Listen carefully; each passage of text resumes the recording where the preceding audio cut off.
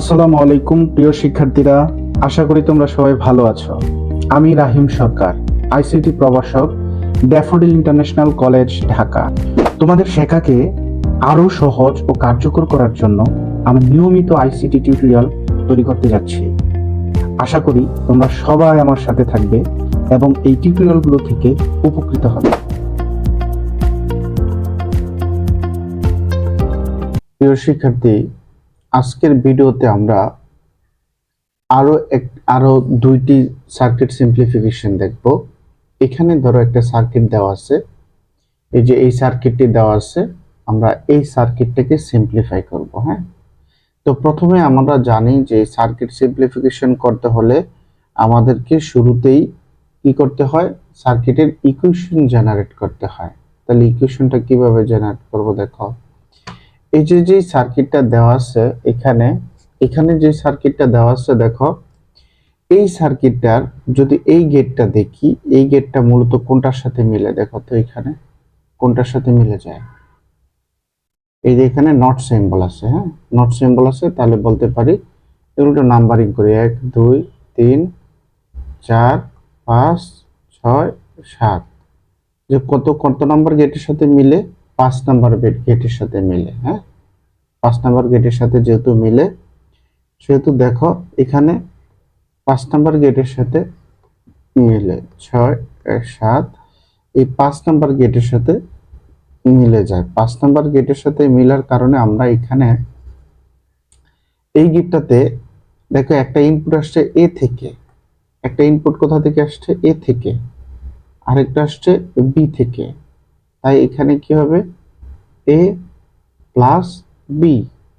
আমরা জানি 5 নাম্বার গেটে কি হবে, প্লাস হবে আর উপরে বার হবে, যেহেতু যে নট সিম্বল আছে, এই যেখানে নট সিম্বল আছে, নট সিম্বল থাকার কারণে উপরে কি হবে, বার হবে। ওকে, আর এখানে কি গেল, এ গেল, রাইট, এখানে কি গেল, এ গেল, এ।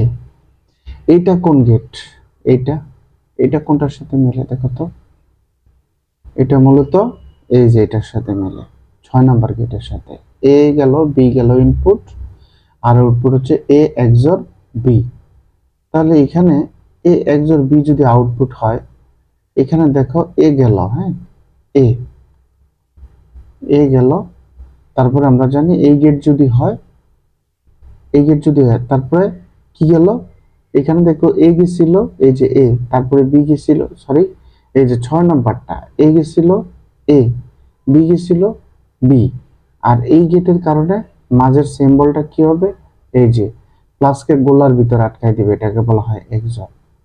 তাহলে এদিক দিয়ে ঢুকছে হচ্ছে এ, আর এই দিক দিয়ে ঢুকছে A plus B, that means A plus B bar. তাহলে এইটা ঢুকলো আর এইটা ঢুকলো, এই দুটার মাঝের যে চিহ্নটা হবে সেটা হবে XOR চিহ্ন। আশা করি তোমরা বুঝতে পারছো, মাঝের যে চিহ্নটা সেটা হচ্ছে XOR চিহ্ন। হ্যাঁ, আচ্ছা, এই অঙ্কটা আরো ইজিলি করার জন্য, মানে শর্টকাটে, মানে বোঝার জন্য আমরা একটু একটা জিনিস করব, সেটা হচ্ছে এ থাকলো, XOR ও থাকলো, এখানে এই যে এখানে আমরা একটা কাজ করব, যে এ প্লাস বি যে ছিল, এটাকে আমরা একটু x ধরে নিই, তাহলে আমাদের ক্যালকুলেশন করতে সুবিধা হবে। তাহলে x ধরলাম। হ্যাঁ, তাহলে এ আর হচ্ছে এই টোটাল জিনিসটাকে কি ধরলাম, আমি x, মানে x ধরলাম। হ্যাঁ, x ধরলাম। ওকে, এবার দেখো তো এই ফর্মুলাটা কার সাথে মিলে যায়, কার সাথে মিলে এই ফর্মুলাটা, a XOR b থাকলে কি হয়, a XOR b। আমরা জানি a XOR b মানে হচ্ছে আলটিমেটলি আমরা লিখতে পারি এই যে এটা, মানে a XOR b যদি থাকে কখনো, আমরা লিখতে পারি ab প্লাস ab, একটা এর উপর বার, একটা বি এর উপর বার, এই টাইপের কিছু একটা আমরা লিখতে পারি। এই যে 7 নাম্বার ফর্মুলাটা দেখো, 7 নাম্বার ফর্মুলাটা দেখো, তাহলে এখানে আমরা কি লিখতে পারি, যেহেতু a XOR x, তো লিখতে পারি ax প্লাস ax, প্রথমটার এর উপর বার, পরেরটার x এর উপর বার। দেখো এই যে এই ফর্মুলা। হ্যাঁ, ওকে, এবার আমরা x এর মানটা বসাই দিই। এবার থাকলো এক্স এর মান কি ছিল আমার? এক্স এর মান ছিল a plus B whole bar. Okay, তারপরে a কমন ছিল, তারপরে এক্স এর মান কি ছিল? এক্স এর মান, এক্স মানে ছিল a plus B whole bar, X এর মানটা বসায় দিলাম। ওকে, কিন্তু এই যে এক্স এর ভিতরের যে মানটা সেটা হচ্ছে এটা, এই যে এক্স এর মান। কিন্তু এক্স এর উপরে দেখো আবার একটা পাওয়ার আছে, সরি বার আছে, ওই বারটা হচ্ছে এটা। বুঝো নাই নাকি? দেখো এই যে ফর্মুলা ভাঙার পরে, যে এই ফর্মুলা ভাঙার পরে আমরা পাইছি হচ্ছে a bar X plus a X bar. ঠিক আছে, তাহলে এক্স সমান সমান আমরা কি ধরছিলাম? এক্স মানে ধরছিলাম যে a plus B whole bar, তার মানে এক্স এর মানটা আমি বসাই দিছি এখানে। আর এর উপরে এক্স এর উপরে ওই যে ফর্মুলা থেকে একটা বার আসছে না, ওই বারটা হচ্ছে এটা। তা আশা করি বুঝতে পারছো, আশা করি তোমরা ক্লিয়ার। না বুঝলে আবার আর একবার বলি, যে যে ভিতরে এক্স এর মান যেটা সেটা বসাই দিছি, যে এইটুকু হচ্ছে এক্স এর মান, ব্লু কালারটা। আর উপরে যে ভারটা ছিল, এই যে রেড বার, যেটা রেড বার হচ্ছে ওইটা। আচ্ছা, আরো ক্লিয়ার করে দেখো, এটা ক্লিন করে দেখো, ক্লিন করলাম। ওকে, তাহলে এই যে যে ফর্মুলা, এখানে যে ফর্মুলাটা আছে যে এ এক্সর এক্স আর এ এক্সর বি, তাহলে আমরা লিখতে পারি এ এক্স প্লাস এ এক্স, তাহলে প্রথমটার এর উপর বার হবে, পরেরটার এক্স এর উপর বার হবে। ওকে, তো চলো এবার এবার আমরা কি করব, যে এ বার ঠিকই থাকবে, হ্যাঁ, আমরা এখন এক্স এর মানটা বসাই দেব। তাহলে এক্স এর মান কি হচ্ছে? এক্স এর মান, এক্স এর মান কি ছিল? a plus B whole bar. Okay, তারপরে এখানে কি থাকলো? a থাকলো, আমরা এক্স এর মানটা বসাই দিব। তো এক্স এর মান বসাই দিলাম a plus B whole bar. আর ওই যে উপরে লাল যে বারটা ছিল, উপরে যে বারটা সূত্রের বার, ওই বারটা হচ্ছে এটা, ভিতরের ট্যাক্স এর মান আর উপরেরটা হচ্ছে সূত্রের বার। তো আমরা জানি একটা ফর্মুলা, আমরা জানি যে ডাবল বার যদি হয়, যে কখনো যদি আমরা ডাবল বার পাই, এই যে দেখো, কখনো যদি 6 নাম্বারটা দেখো, 6 নাম্বার, কখনো যদি আমরা ডাবল বার পাই, এই যে 6 নাম্বার, মানে এ ডাবল বার যদি থাকে তার মানে এ হয়ে যায়। তাহলে এইখানে আমরা একটা কাজ করি, যে এ বার থাকলো। ওকে, আর এইখানে এই যে এবার উপরে বার নিচে প্লাস, আমরা আরেকটা ফর্মুলা জানি যে উপরে বার নিচে যদি প্লাস থাকে তাহলে এটা এ বার ইন্টু বি বার হয়ে যায়, অর্থাৎ প্লাসটা কি হয়? প্লাসটা গুণ হয়ে যায়, আর ভার ভেঙে, এই ভার ভেঙে অর্ধেক এর উপর অর্ধেক বি এর উপর। এখানে কি করব, এই প্লাসটা গুণ হয়ে গেল, হ্যাঁ, এই প্লাসটা কি হয়ে যাবে? গুণ হয়ে যাবে। আর এই ভার ভেঙে অর্ধেক এর উপর অর্ধেক বি এর উপর, অর্ধেক বি এর উপর, তারপরে এই প্লাস থাকবে। ডাবল বার থাকলে কি হবে বেটারা? ডাবল বার থাকলে ভ্যানিশ হয়ে যাবে। তাহলে এটাকে আমরা লিখতে পারি যে এ প্লাস বি। ওকে, এ প্লাস বি। এখন দেখো, এটাকে আমরা এখন সরাসরি লিখি যে এ বার ইন্টু এ বার ইন্টু বি বার। আর এটাকে আমরা একটু গুণ করি, যে এটা এটার সাথে, এটা এটার সাথে, এ ইন্টু এ, তারপরে এ বি, এ ইন্টু এ, তারপরে কি হবে? এ বি হবে। চলো, আমরা জানি এ বার ইন্টু এ বার মানে Abul into Abul equal to কি হয়? আবুল হয়। তাহলে এ বার ইন্টু এ বার, এ বার ইন্টু এ বার, এ বার ইন্টু এ বার আলটিমেটলি এ বার হবে। হ্যাঁ, তাহলে এটাকে কি লিখবো? A bar B bar. Okay, B bar. তাহলে এখন এ ইন্টু এ মানে কি? এ ইন্টু এ মানে হচ্ছে এ, আর এখানে কি হবে? A B, A B, A into এ মানে কি? এ বি হবে। এখন দেখো আমরা কি করতে পারি, দেখো তো এই দুটা থেকে কি কমন নেওয়া যায়? এই দুটা থেকে এ কমন নেওয়া যায়। তাহলে এখানে লিখবো A bar B bar plus one plus, যে এ কমন নিলাম তাহলে ওয়ান প্লাস বি থাকে, ওয়ান প্লাস বি। তো আলটিমেটলি কি লেখা যায়? আলটিমেটলি লেখা যায় হচ্ছে এ বার বি বার, এরপরে কি লিখবো? এ ইন্টু ওয়ান। আলটিমেটলি কি হবে? এ বার বি বার প্লাস এ। তাহলে ম্যাথ কি শেষ? না, আমরা আরেকটু ক্যালকুলেশন করব, ম্যাথ এখনো শেষ হয়নি। তাহলে আরেকটু ক্যালকুলেশন কি করব দেখো, যে আমরা আরেকটু ক্যালকুলেশন করব এখানে, যে বেশি হয়ে যাচ্ছে। চলো আরেকটু ক্যালকুলেশন করি। দেখো এখানে আমরা আরেকটা ফর্মুলা পড়েছিলাম, যে এই যে দেখো এখানে একটা ফর্মুলা আছে, এখানে একটা, এই আমি একটু কঠিন ম্যাথ করাচ্ছি কারণ হচ্ছে যেন তোমরা ইজিলি বুঝতে পারো, যে একটা ফর্মুলা ছিল এরকম, যে এ বি প্লাস সি যদি এরকম হয়, একবার এর সাথে একবার বি এর সাথে, তার মানে এ প্লাস সি, আরেকটা হবে বি প্লাস সি। জাস্ট এই জিনিসটা, তাহলে এ কে একবার এর সাথে এ বারের সাথে, এ কে একবার বি বারের সাথে, তাহলে এখানে কি লিখবো? এ বার প্লাস এ, আর এখানে কি লিখবো? যে বি বার প্লাস এ, বি বার প্লাস এ, বি বার প্লাস এ। তাহলে দেখো এ বার প্লাস এ মানে কি? এই যে 2 নাম্বার ফর্মুলাটা আমরা জানি, এ বার প্লাস এ ইকুয়াল টু কি হবে? 0 হবে। এ বার প্লাস এ ইকুয়াল টু কি হবে? 0। আর এটা কি হবে?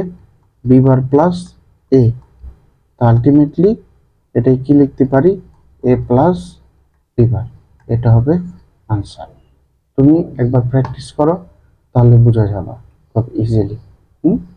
একবার প্র্যাকটিস করো, তাহলে দেখবে একেবারে ইজি।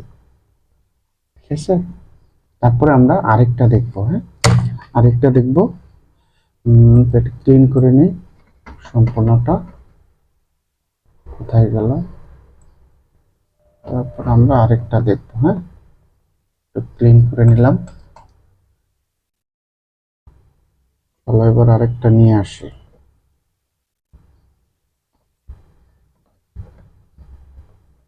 আরেকটা নিয়ে আসি, এটা একটু বড় করি। সবচেয়ে মেইন হচ্ছে এই যে ফর্মুলাগুলো, যেই ফর্মুলাগুলো মনে রাখতে পারবে সে ইজিলি কিন্তু এই ম্যাথগুলো করতে পারবে।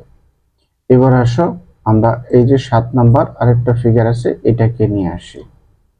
যে এইটা থেকে আমরা এটাকে সলভ করি।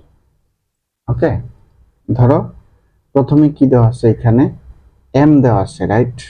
এম দেওয়া আছে।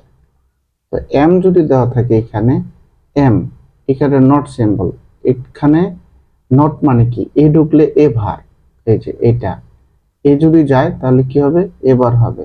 এটা নাম্বারিং করে 1 2 3 4 5 6 7। তোমার ইজিলি মনে রাখার জন্য নাম্বারিং করছে। 3 নাম্বার গেটটা হচ্ছে এটা। দেখো এখানে যদি এম এন্টার করে তাহলে অবশ্যই এটা হবে এম বার। এখানে যদি আর যায় তাহলে এটা হবে আর বার। এখানে যদি এস যায় তাহলে এটা হবে এস বার। ওকে, দেখো তো এটা কি গেট? এটা হচ্ছে নর গেট। কোন গেট? নর গেট। এই যে 5 নাম্বারটার সাথে মিলে, 5 নাম্বার গেটের সাথে মিলে। দেখো তো এদিক দিয়ে কি ঢুকলো? এম থেকে গেল, এখানে কোথা থেকে গেল? আর থেকে গেল, এখানে কোথা থেকে গেল? এস থেকে গেল। তাহলে আমরা জানি নর গেট মানে কি? যোগ হবে, যোগ দিয়ে তারপর বার দিতে হবে। তাহলে কি লিখবো? এম আর তারপরে এস, এই বার। ঠিক আছে, তারপরে দেখো এই যে এটা হচ্ছে ন্যান্ড গেট। কি গেট? NAND gate. এই যে ডি শেপ, সামনে আবার কি আছে? নট সিম্বল আছে। তো নট সিম্বল থাকলে আমরা জানি ন্যান্ড গেট। এটা হচ্ছে 2 নাম্বারটা এ আর বি ইনপুট হিসেবে যদি যায় তাহলে আউটপুট পাবো এ ইন্টু বি হোল বার। এখানে দেখো কোথা থেকে গেছে? একটা গেছে এম বার থেকে, এই যে এটা এম বারের লাইন। তারপরে এটা গেছে কোথা থেকে? আর বার থেকে। এটা গেল এস বার থেকে।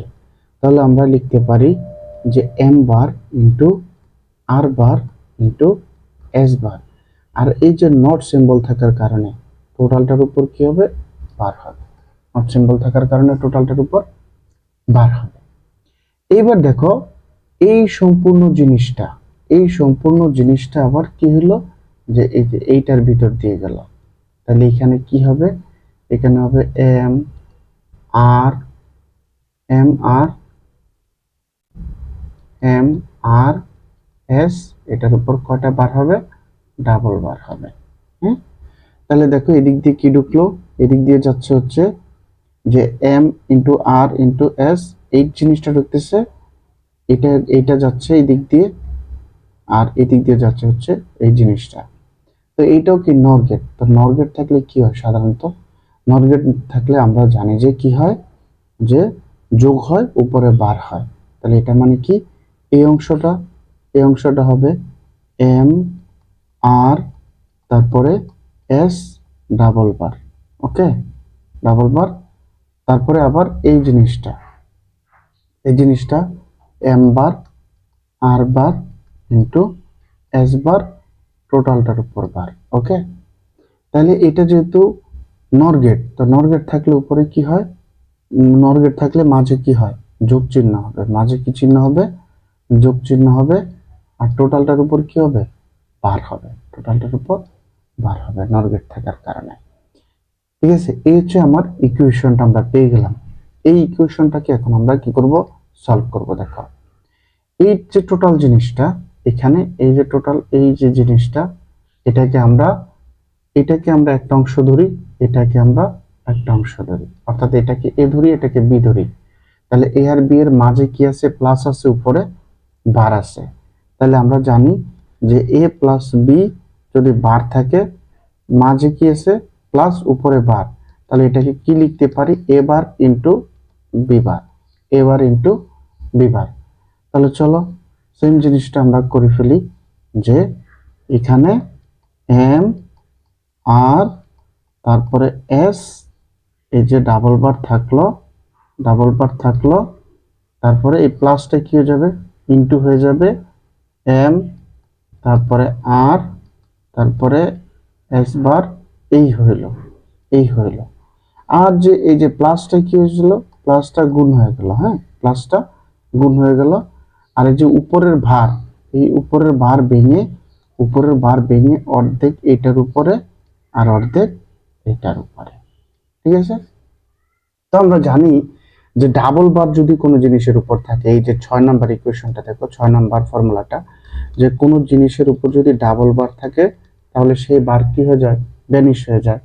তাহলে এখানে ডাবল বার ছিল, তাহলে সেই ডাবল বার কি হয়ে যাবে, ভ্যানিশ হয়ে যাবে। এখানে 3টা বার আছে, তো 3টা বার থেকে 2টা বার চলে যাবে, 2টা বার চলে যাবে, উপরের 2টা বার 2টা চলে যাবে। তাহলে এটা এখানে লিখবো এম আর তারপরে এস, একটা বার থেকে যায় আর 2টা বার উঠে যায়।